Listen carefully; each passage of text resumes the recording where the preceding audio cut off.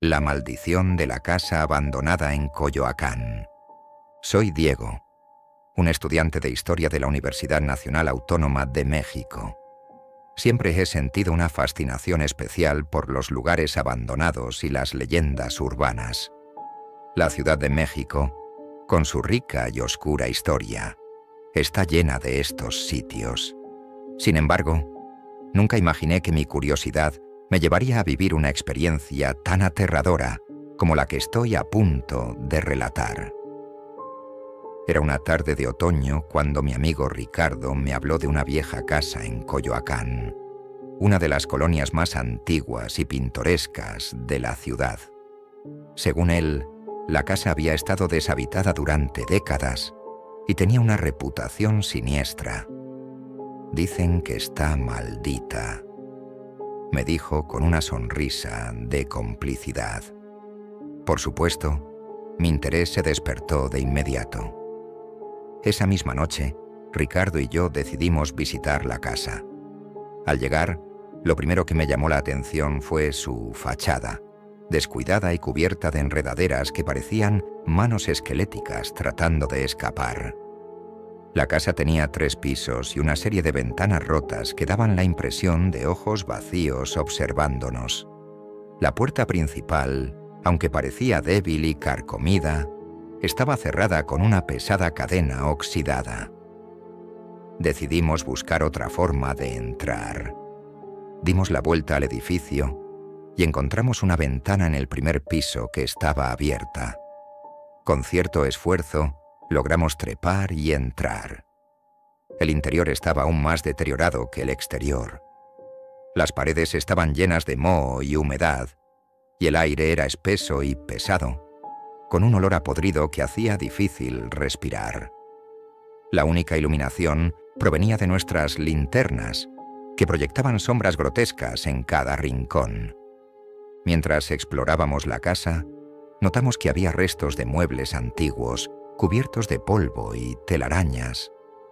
En la sala principal encontramos un viejo piano de cola, con teclas amarillentas y cuerdas rotas. Ricardo, siendo siempre el bromista, se acercó y tocó una nota. El sonido fue un lamento triste y desafinado que resonó por toda la casa, enviando un escalofrío por mi espalda. Continuamos explorando hasta que llegamos a una escalera que conducía al sótano. Desde allí abajo se escuchaba un ruido sordo y constante, como si algo estuviera goteando. Decidimos bajar, aunque cada paso que dábamos hacía crujir la madera podrida bajo nuestros pies. Al llegar al sótano, encontramos un pequeño cuarto lleno de cajas viejas y muebles rotos.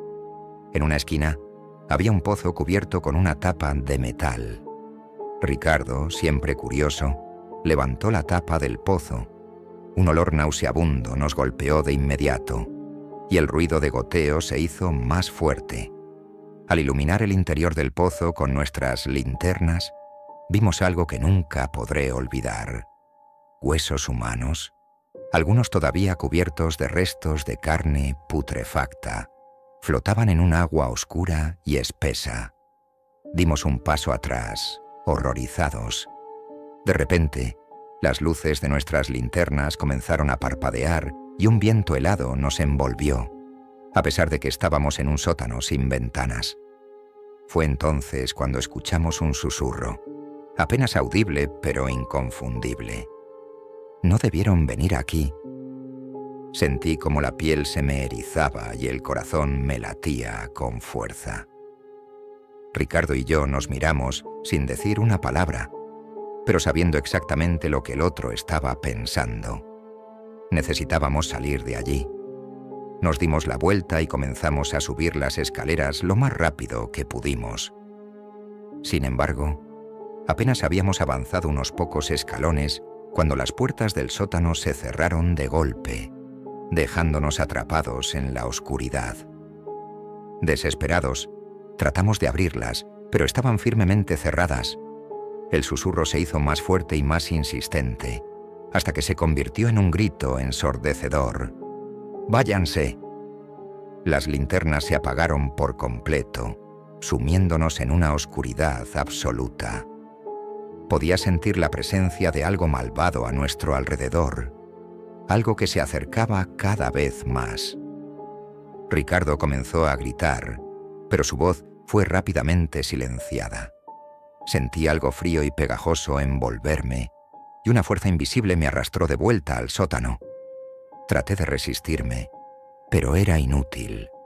Podía escuchar los gritos de Ricardo, ahora distantes y llenos de dolor. Cuando desperté, estaba en el hospital. Una pareja que paseaba por Coyoacán nos había encontrado inconscientes frente a la casa y llamó a una ambulancia. Ricardo estaba a mi lado, pero nunca volvió a ser el mismo. Apenas hablaba y su mirada estaba siempre perdida, como si algo dentro de él se hubiera roto esa noche. Después de mi recuperación, investigué más sobre la casa. Descubrí que pertenecía a una familia adinerada a principios del siglo XX. La historia cuenta que el padre, un hombre cruel y despiadado, mató a su esposa y a sus hijos antes de suicidarse. Desde entonces, la casa había sido abandonada y se decía que los espíritus de la familia aún rondaban, buscando venganza. A pesar de las advertencias, decidí volver a la casa un año después, esta vez armado con más conocimiento y preparación. Al llegar noté que la casa parecía aún más deteriorada, como si el tiempo hubiera avanzado más rápido para ella. La cadena en la puerta seguía allí, oxidada y rota. Entré por la misma ventana que la primera vez, sintiendo una mezcla de miedo y determinación. Esta vez, estaba decidido a enfrentar lo que fuera que habitara en esa casa y descubrir la verdad. La casa estaba igual de lúgubre y opresiva, y el aire se sentía pesado y cargado de energía negativa. Me dirigí directamente al sótano, decidido a enfrentar mis miedos. Al llegar encontré el pozo abierto y el mismo olor nauseabundo llenando el aire. Sin embargo, esta vez, el susurro comenzó antes de que pudiera hacer algo. ¿Por qué has vuelto? Esta vez, no era un susurro amenazante, sino una voz triste y llena de dolor. Decidí hablar. Quiero saber la verdad. ¿Qué pasó aquí? Pregunté, mi voz temblando. La temperatura bajó varios grados y pude ver mi aliento condensándose en el aire. La voz respondió: fuimos traicionados. Necesitamos justicia. De repente tuve una visión. Una escena de la familia, feliz y despreocupada, interrumpida por la violencia del padre. Vi cómo los espíritus de la madre y los niños quedaban atrapados en la casa, condenados a revivir su tragedia una y otra vez. Comprendí entonces que los espíritus no querían venganza, sino paz. Prometí ayudarlos a encontrarla. Con el corazón apesadumbrado, salí de la casa y contacté a un sacerdote especializado en exorcismos. Juntos, realizamos un ritual de purificación y liberación en la casa, rogando por la paz de las almas atrapadas. Después del ritual, la casa pareció cambiar. El aire se sentía más ligero y la opresión había desaparecido. Sabía que los espíritus habían encontrado la paz que tanto buscaban. Desde entonces, la casa ha permanecido deshabitada, pero ahora se siente como un lugar de descanso en lugar de terror. A veces, cuando paso por Coyoacán, miro hacia esa vieja casa y siento una mezcla de tristeza y alivio. Nunca olvidaré lo que viví allí, pero sé que hice lo correcto. La maldición de la casa fue rota, y las almas atrapadas finalmente encontraron la paz.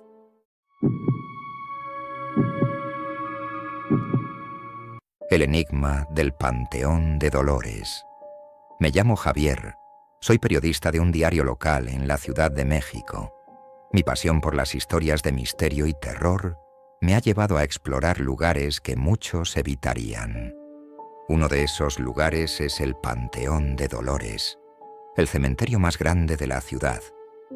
Siempre me ha intrigado con sus tumbas antiguas y monumentos que cuentan historias de épocas pasadas. Sin embargo, lo que viví allí una noche de octubre cambió mi vida para siempre. Era una noche fría y nublada cuando decidí visitar el Panteón de Dolores. Había escuchado rumores sobre actividades paranormales y apariciones fantasmales, especialmente alrededor de la tumba de una mujer conocida como la Dama de Negro. La leyenda decía que había sido una mujer rica y poderosa que murió en circunstancias misteriosas y que su espíritu no había encontrado descanso. Llegué al panteón poco antes de la medianoche, armado con mi cámara, una linterna y una grabadora de audio. El lugar estaba completamente desierto y la única luz provenía de las farolas distantes y la luna oculta tras las nubes. La entrada principal del cementerio estaba cerrada, pero encontré un pequeño agujero en la reja por donde pude deslizarme. El silencio era sepulcral, roto solo por el crujido de las hojas bajo mis pies y el ocasional aullido de un perro en la distancia. Caminé entre las tumbas, algunas de ellas cubiertas de musgo y otras decoradas con flores marchitas. A medida que me adentraba más en el panteón, sentía una creciente sensación de inquietud, como si algo o alguien me estuviera observando. Finalmente, llegué a la tumba de la Dama de Negro. Era una sepultura imponente, con una estatua de mármol de una mujer en actitud de oración. Las inscripciones estaban desgastadas por el tiempo, pero todavía eran legibles. Encendí la linterna y comencé a tomar fotos y a grabar audio, esperando captar alguna evidencia de lo sobrenatural. De repente, un viento helado sopló a través del cementerio, apagando mi linterna. Maldije en voz baja y traté de encenderla de nuevo, pero las baterías parecían haberse agotado inexplicablemente. En ese momento escuché un susurro detrás de mí. Me giré rápidamente, pero no había nadie. Sin embargo, el susurro continuó, esta vez más claro y cercano. «Javier, Javier». El pánico comenzó a apoderarse de mí, pero traté de mantener la calma. «¿Quién está ahí?», pregunté, mi voz temblando. No hubo respuesta, solo el susurro que se repetía, llamándome por mi nombre. Decidí seguir el sonido, con la esperanza de encontrar alguna explicación racional.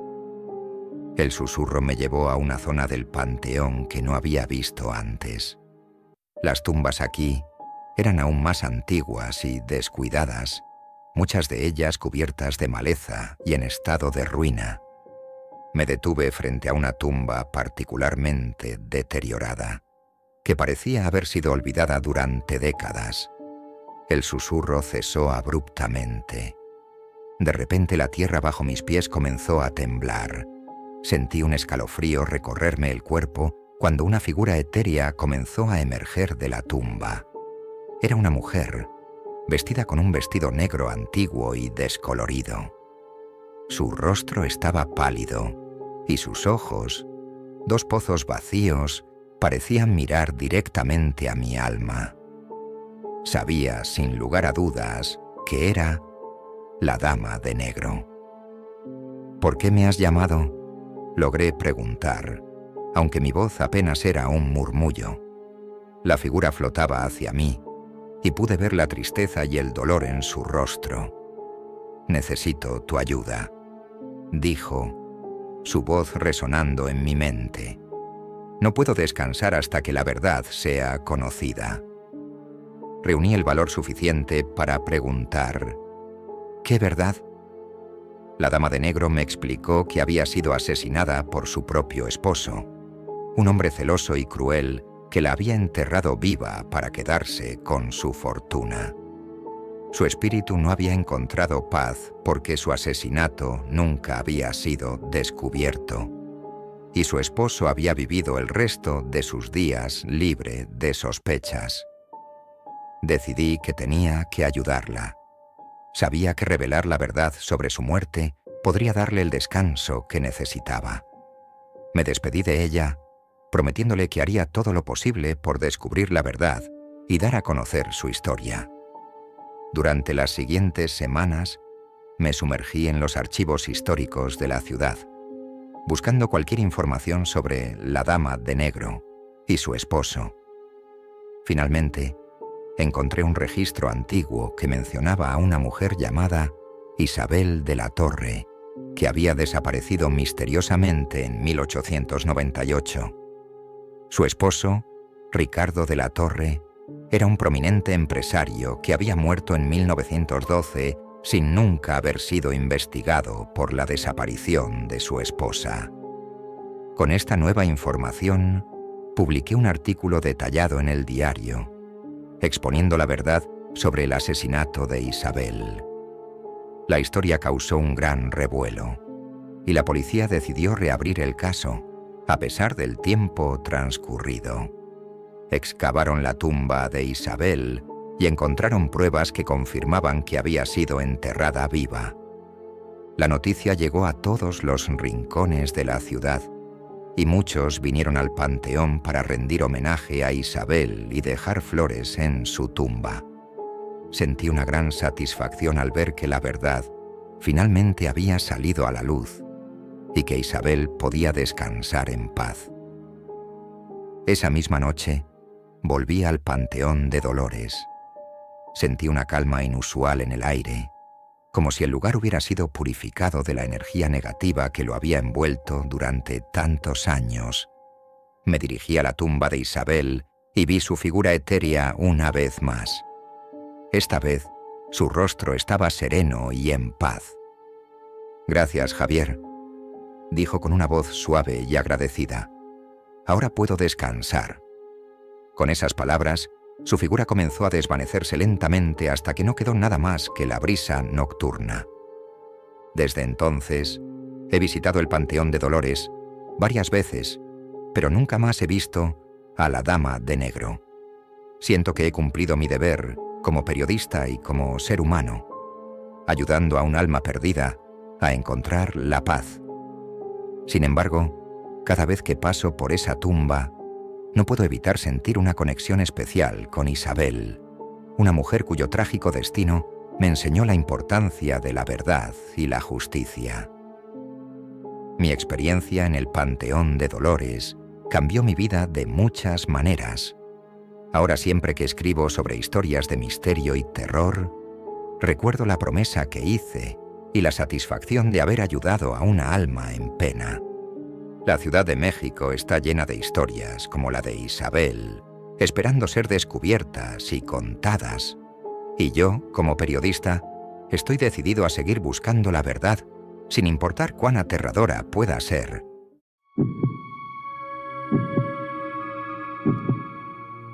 La criatura de la lagunilla. Mi nombre es Santiago y soy un investigador paranormal. Mi pasión por lo desconocido y lo sobrenatural me ha llevado a algunos de los lugares más oscuros y aterradores de la Ciudad de México. Una de mis experiencias más escalofriantes ocurrió en el mercado de La Lagunilla, un lugar conocido por su bulliciosa actividad durante el día, pero que esconde secretos oscuros cuando cae la noche. Había escuchado historias sobre una criatura que supuestamente acechaba el mercado después del anochecer. Los rumores hablaban de un ser grotesco, mitad humano y mitad bestia, que se movía sigilosamente entre los puestos abandonados, buscando víctimas incautas. Decidí investigar por mi cuenta, armado con mi cámara, una linterna potente y un grabador de audio. Era una noche sin luna cuando llegué a La Lagunilla, el mercado que durante el día es un hervidero de actividad, con vendedores y compradores regateando por todo tipo de mercancías. Estaba ahora envuelto en un silencio inquietante. Las sombras de los puestos vacíos Parecían alargarse y retorcerse en la oscuridad, como si fueran criaturas vivientes. Entré por una de las entradas laterales, el sonido de mis pasos resonando en el aire quieto. El lugar olía a moho y a productos en descomposición, una mezcla nauseabunda que hacía difícil respirar. A medida que avanzaba, comencé a sentir una presencia, una energía oscura que me ponía los pelos de punta. Decidí comenzar mi investigación en la sección de antigüedades, donde los rumores decían que la criatura había sido vista con mayor frecuencia. Encendí mi linterna y empecé a grabar, describiendo el entorno y cualquier detalle que pudiera ser relevante. La sección de antigüedades estaba llena de muebles viejos, libros polvorientos y artefactos extraños. El aire estaba cargado de una atmósfera opresiva, como si las sombras mismas observaran cada uno de mis movimientos. De repente, escuché un ruido detrás de mí. Me giré rápidamente, pero no había nada, solo el eco de mis propios movimientos. Decidí seguir adelante, aunque cada fibra de mi ser me decía que debía salir de allí. Mientras exploraba, encontré un viejo espejo de cuerpo entero. La superficie estaba cubierta de polvo y manchas, pero podía ver mi reflejo borroso en él. Fue entonces cuando noté algo extraño. Había una figura detrás de mí, una sombra que no correspondía a nada en el entorno. Me giré de nuevo, y esta vez vi una silueta moviéndose entre los puestos. Mi corazón comenzó a latir con fuerza, y el miedo se apoderó de mí. La silueta se movía de manera errática, casi como si estuviera flotando. Decidí seguirla, aunque mi instinto me decía que debía correr en la dirección opuesta. La figura se adentró en una parte más oscura del mercado, donde la luz de mi linterna apenas penetraba. Sentí que estaba siendo llevado a una trampa, pero mi curiosidad era más fuerte que mi miedo. La figura se detuvo frente a una antigua bodega. Pude ver con más claridad ahora. Era una criatura espeluznante, con rasgos humanos y animales mezclados de manera grotesca. Sus ojos brillaban con una luz amarilla enfermiza, y sus dientes eran largos y afilados. La criatura emitía un gruñido bajo y gutural que resonó en el silencio de la noche. Antes de que pudiera reaccionar, la criatura se lanzó hacia mí. Sentí un dolor agudo en mi brazo cuando sus garras me rasgaron la piel. Caí al suelo, mi linterna rodando lejos de mí y sumiéndome en la oscuridad. La criatura se acercó lentamente, su aliento caliente y fétido en mi rostro. En ese momento, pensé que mi vida había llegado a su fin. De repente, una luz brillante iluminó la bodega. Era mi amigo y colega, Rodrigo, que había decidido acompañarme en mi investigación. Su llegada inesperada distrajo a la criatura, que emitió un chillido ensordecedor antes de desaparecer en la oscuridad. Rodrigo me ayudó a levantarme y recogimos nuestras cosas rápidamente. Salimos del mercado lo más rápido que pudimos, sin mirar atrás. Mi brazo estaba sangrando, pero el dolor físico no era nada comparado con el terror que había experimentado. En los días siguientes, traté de entender lo que había sucedido. Revisé las grabaciones y las fotos que había tomado, pero no había nada que pudiera explicar la criatura que vi. Todo parecía un mal sueño, pero las cicatrices en mi brazo eran una prueba tangible de que había sido real. Decidí investigar más a fondo sobre la historia del mercado y cualquier posible conexión con la criatura. Descubrí que siglos atrás, el área donde se encuentra la lagunilla había sido un cementerio azteca. Las leyendas hablaban de un guardián espiritual, una criatura mitad hombre, mitad bestia, que protegía las tumbas de los antiguos guerreros. A medida que profundizaba en la investigación, encontré relatos de otras personas que habían visto la misma criatura. Algunos decían que era un demonio, mientras que otros creían que era el espíritu de un antiguo sacerdote azteca castigado por los dioses. Sin embargo, todos coincidían en que la criatura solo aparecía en la noche y que su presencia estaba ligada a un antiguo altar que supuestamente estaba oculto en alguna parte del mercado. Decidí volver a la lagunilla, esta vez mejor preparado y acompañado por Rodrigo y un pequeño equipo de investigadores paranormales. Nuestra misión era encontrar el altar y descubrir la verdad sobre la criatura. Llegamos al mercado al anochecer, armados con equipo más avanzado, cámaras infrarrojas, detectores de movimiento y grabadoras de alta sensibilidad. Sabíamos que nos estábamos adentrando en territorio peligroso, pero estábamos decididos a resolver el misterio. Comenzamos nuestra búsqueda en la sección de antigüedades, donde había visto a la criatura por primera vez. Mientras revisábamos cada rincón, notamos una trampilla oculta bajo una pila de muebles viejos. La abrimos con esfuerzo y descubrimos un túnel que descendía a las entrañas del mercado. Bajamos con cautela, nuestras linternas iluminando el estrecho pasaje. El aire se volvía más frío y denso a medida que avanzábamos, y el silencio era casi ensordecedor. Después de lo que pareció una eternidad, llegamos a una cámara subterránea. En el centro de la cámara había un altar de piedra adornado con símbolos aztecas. La atmósfera era opresiva y sentí una presencia maligna que parecía observarnos desde las sombras. Mientras examinábamos el altar, uno de los miembros de nuestro equipo, Claudia, notó algo extraño en las paredes.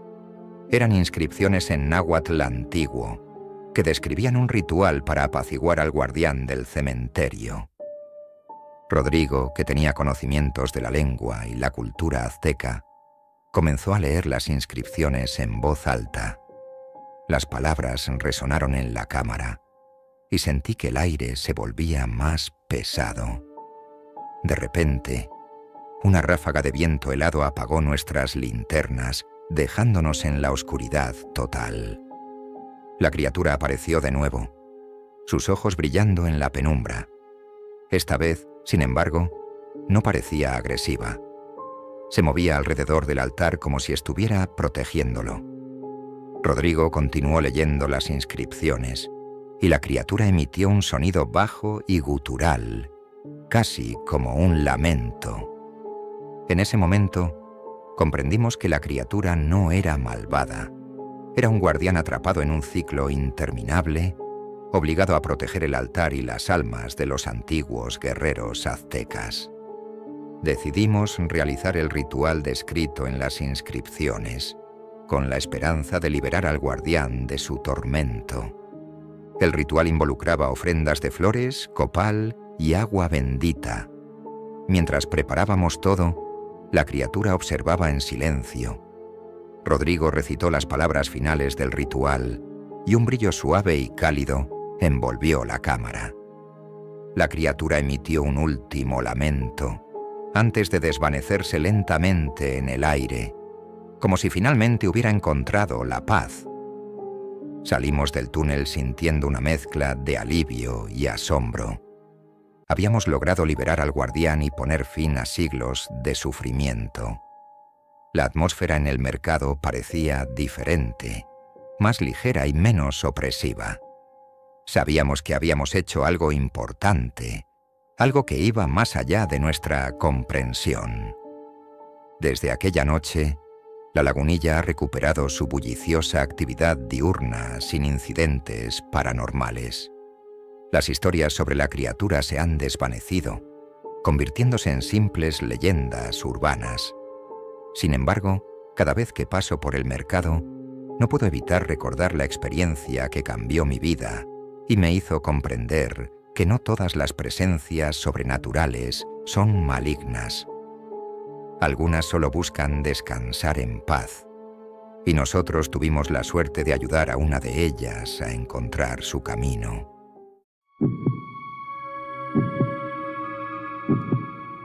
El Hospital Maldito de Tlatelolco. Mi nombre es Laura y soy enfermera en la Ciudad de México. He trabajado en varios hospitales a lo largo de mi carrera, pero nunca había experimentado algo tan aterrador como lo que sucedió en el Hospital General de Tlatelolco. Aunque el hospital sigue funcionando, hay áreas que han sido cerradas y olvidadas, con historias de horror que pocos se atreven a contar. Todo comenzó una noche de verano. Había terminado mi turno y estaba a punto de salir cuando una de mis compañeras, Ana, me pidió que la acompañara a la antigua ala psiquiátrica del hospital. Aunque esa sección había sido clausurada años atrás, Ana insistió en que había oído ruidos extraños y quería investigar. A pesar de mi cansancio, la curiosidad y la preocupación por Ana me llevaron a aceptar su petición.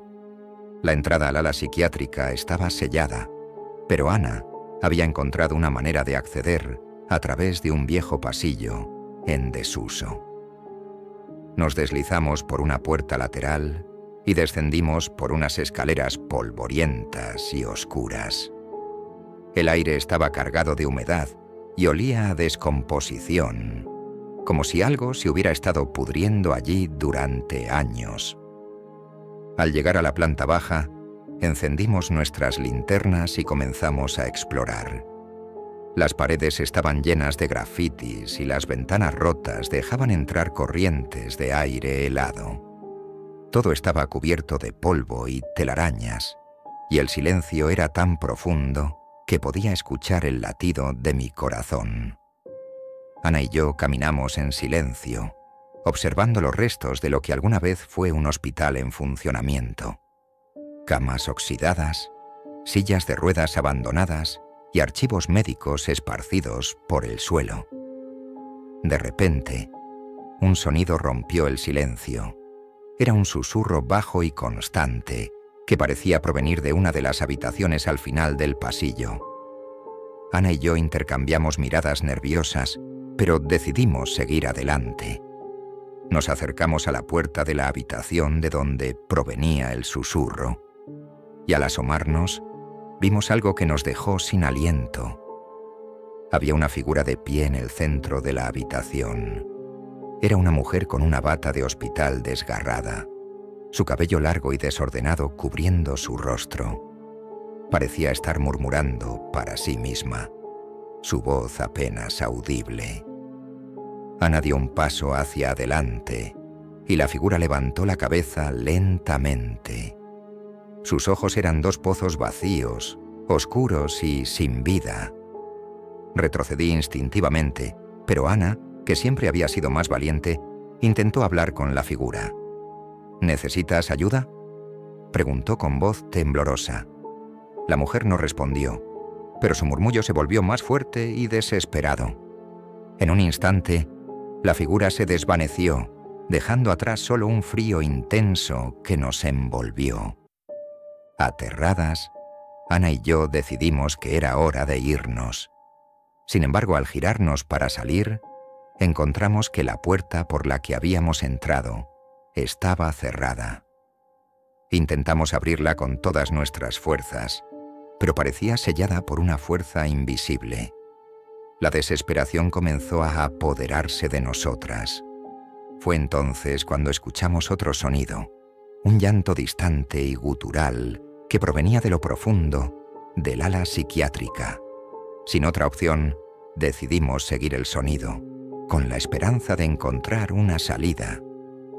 Caminamos por lo que parecieron horas, pero probablemente fueron solo minutos, hasta que llegamos a una gran sala de tratamientos. El lugar estaba lleno de antiguos equipos médicos y camillas cubiertas de sábanas sucias. En una de las camillas vimos la fuente del llanto. Era un hombre, atado con correas de cuero, retorciéndose y gritando en agonía. Su piel estaba pálida y sus ojos inyectados en sangre. Parecía un paciente psiquiátrico, abandonado a su suerte. Intentamos acercarnos para liberarlo, pero cuando lo tocamos, su cuerpo se disolvió en humo, dejando solo las correas vacías sobre la camilla. Nos miramos con horror, dándonos cuenta de que estábamos atrapadas en una pesadilla. Los ruidos a nuestro alrededor se intensificaron. Pasos, susurros, risas macabras. El aire se volvió más frío y denso, y sentí que algo nos acechaba en las sombras. Ana y yo comenzamos a correr, buscando desesperadamente una salida. Llegamos a una escalera que no habíamos visto antes y subimos rápidamente. Al final de las escaleras, encontramos una puerta que parecía llevar a la superficie. Con todas nuestras fuerzas, empujamos la puerta y salimos al aire libre. La sensación de alivio fue inmediata, pero al mirar hacia atrás, vimos que la puerta había desaparecido, como si nunca hubiera existido. En los días siguientes, Ana y yo tratamos de entender lo que habíamos experimentado. Investigamos la historia del ala psiquiátrica y descubrimos que había sido cerrada después de una serie de muertes inexplicables. Los pacientes y el personal reportaron haber visto apariciones y haber sentido presencias malignas. Finalmente, el ala fue clausurada para evitar más tragedias. A pesar de nuestras experiencias aterradoras, decidimos que debíamos contar nuestra historia. Nos reunimos con otros compañeros del hospital y compartimos lo que habíamos vivido. Para nuestra sorpresa, varios de ellos habían tenido experiencias similares, pero habían guardado silencio por miedo a no ser creídos. Juntos, decidimos llevar nuestra historia a las autoridades del hospital.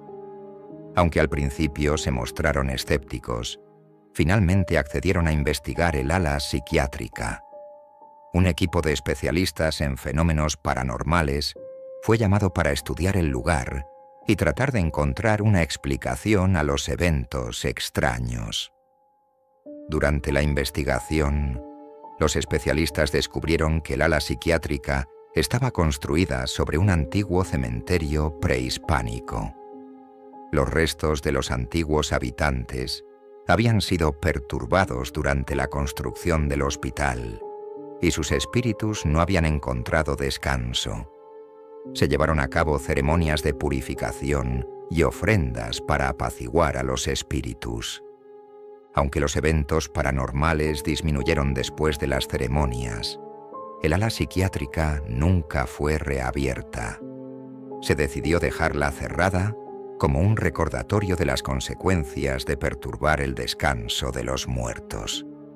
El hospital continuó funcionando, pero siempre con una sombra de misterio y miedo acechando en sus pasillos. Para Ana y para mí, la experiencia nos cambió para siempre. Decidimos seguir trabajando en el hospital, pero con una nueva comprensión y respeto por lo desconocido. Cada noche, cuando el hospital se silencia y las luces se apagan, recuerdo los susurros y los llantos de aquella noche. Y aunque el miedo todavía está presente, también lo está la certeza de que algunos misterios no deben ser desenterrados. A veces, cuando paso cerca del ala psiquiátrica cerrada, me detengo y ofrezco una oración en silencio para las almas inquietas que aún pueden estar allí. La Ciudad de México está llena de historias oscuras y secretos antiguos, y sé que lo que viví en el Hospital General de Tlatelolco es solo una pequeña parte de una vasta y aterradora realidad que apenas comenzamos a comprender.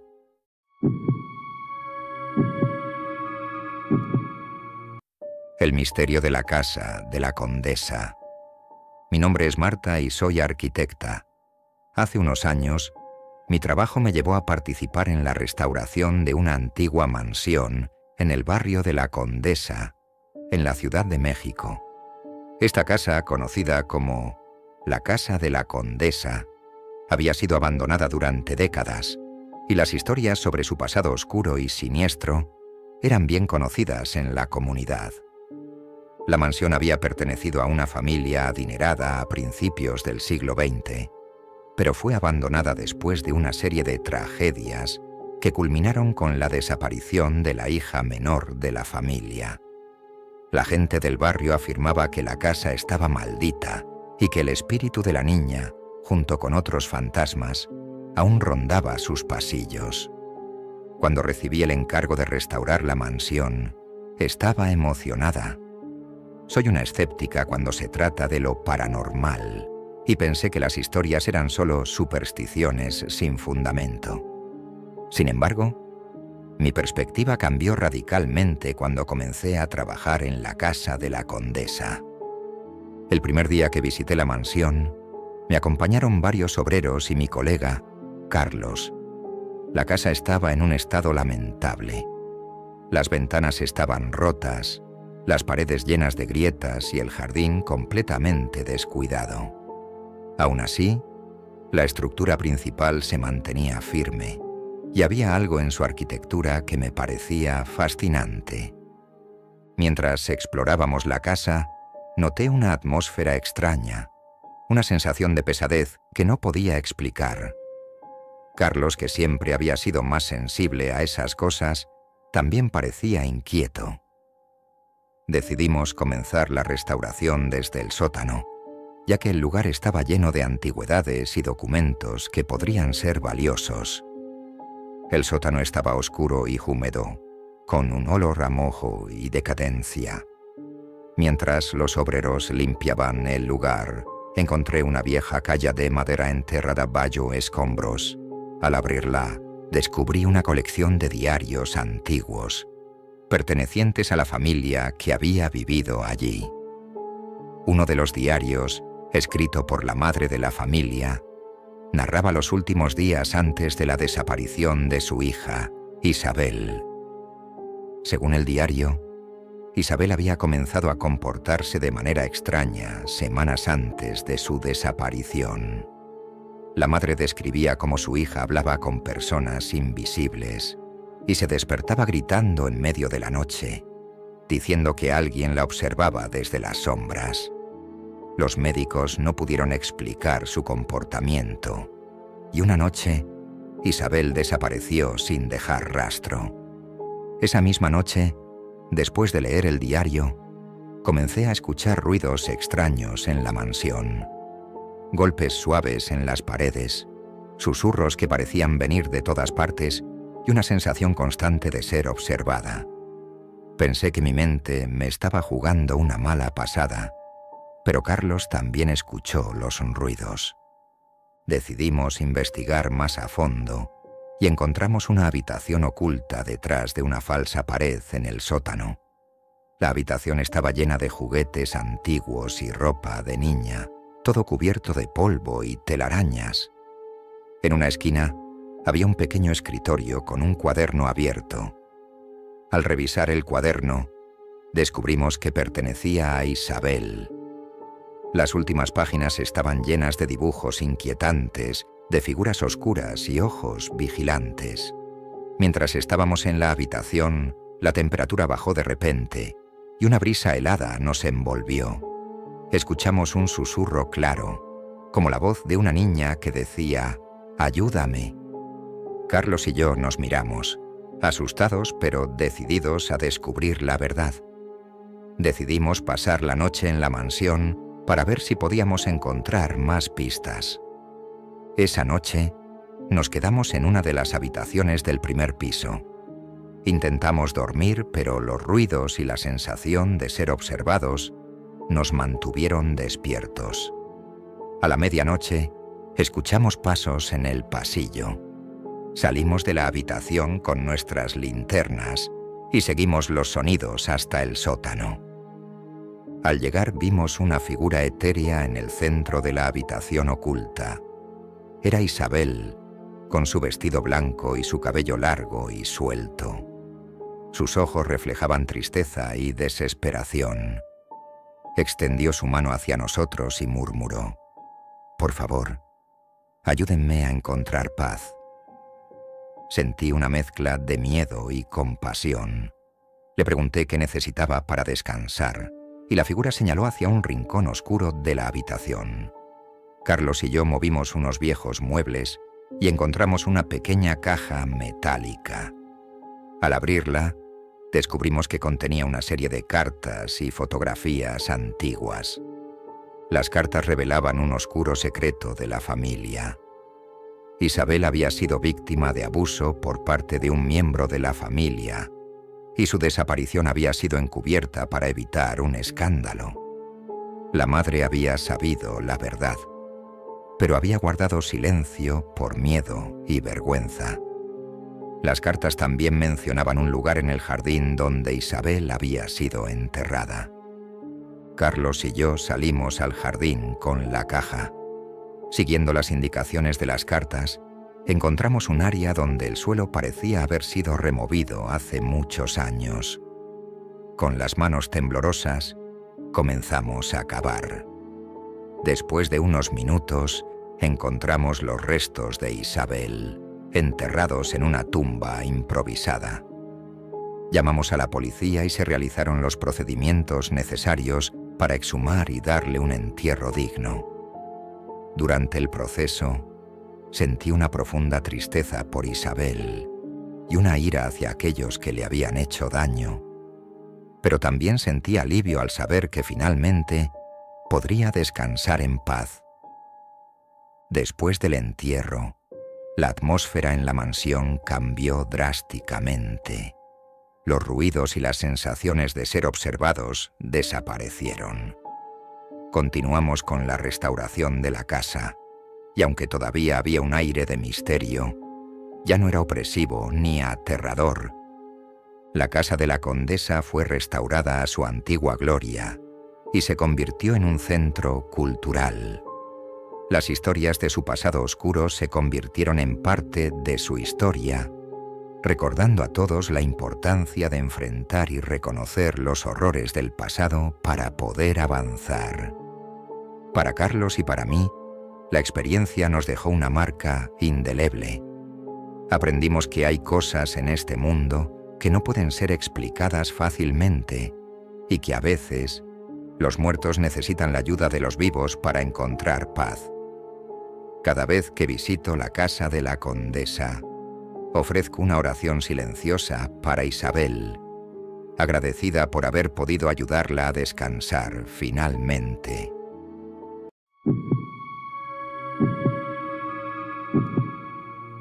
La leyenda del Tzompantli, en el Templo Mayor de Tenochtitlan. Mi nombre es Alejandro y soy historiador especializado en civilizaciones mesoamericanas.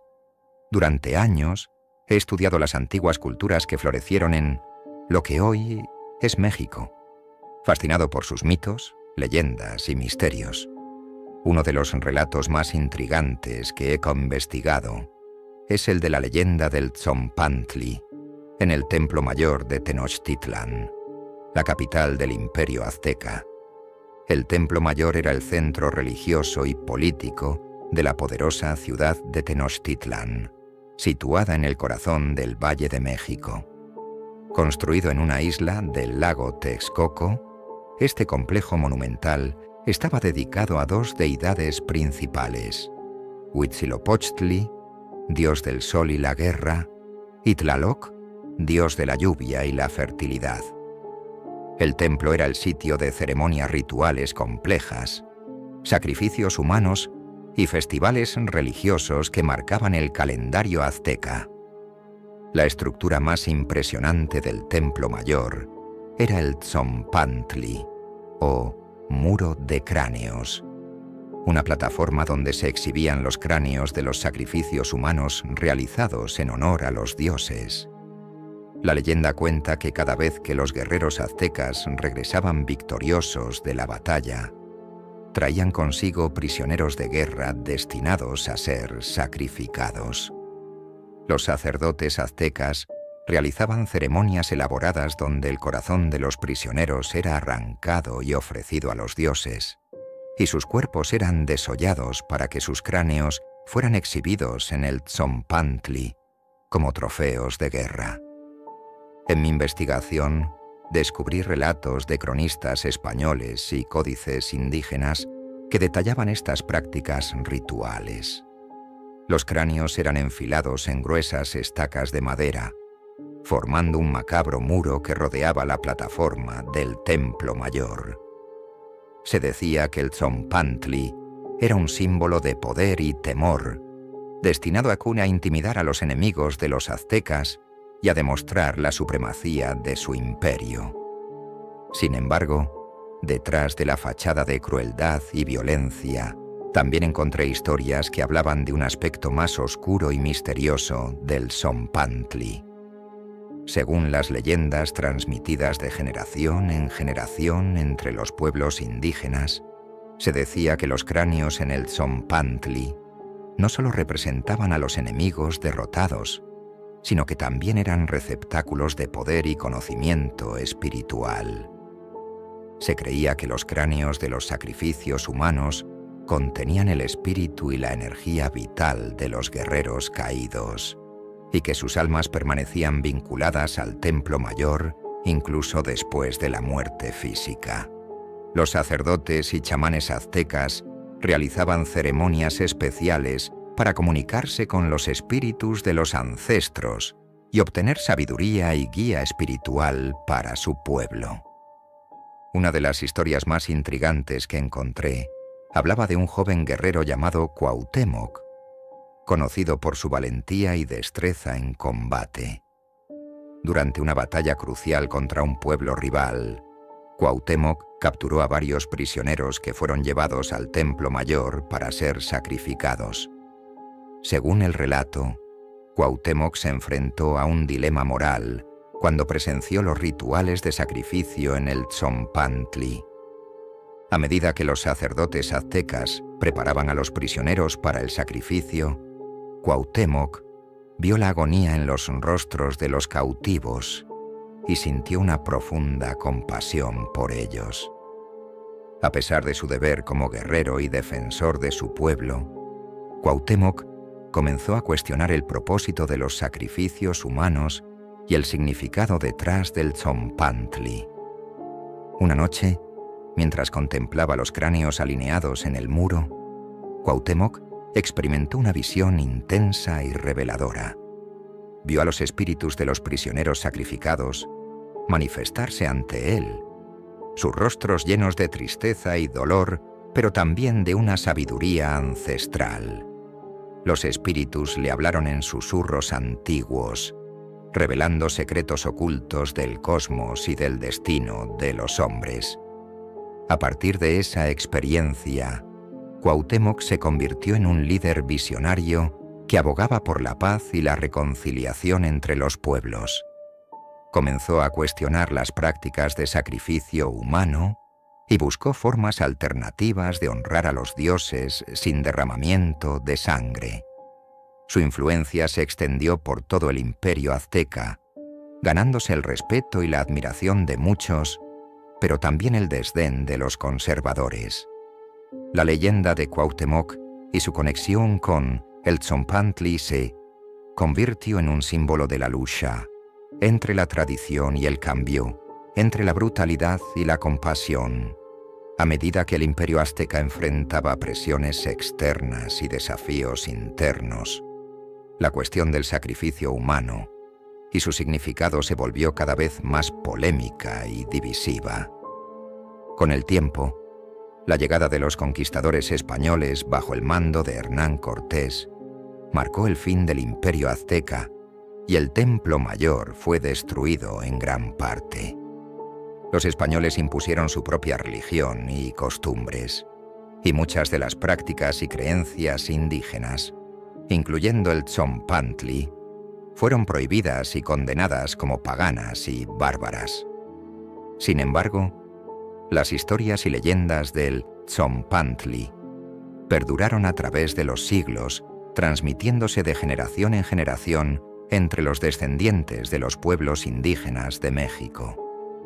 En la actualidad, el Templo Mayor de Tenochtitlan y el Tzompantli son recordados como testimonios de la complejidad y riqueza cultural de las civilizaciones precolombinas. Cada vez que visito las ruinas del Templo Mayor en el corazón de la Ciudad de México, siento una conexión profunda con el pasado y un profundo respeto por aquellos que vivieron y murieron en este sagrado sitio.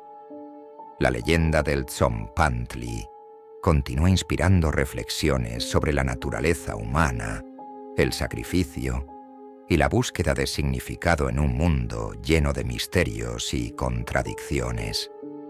El legado de los antiguos aztecas y su enigmático Tzompantli perdura como una lección poderosa sobre la complejidad de la historia y la importancia de comprender y respetar las diferentes culturas y tradiciones.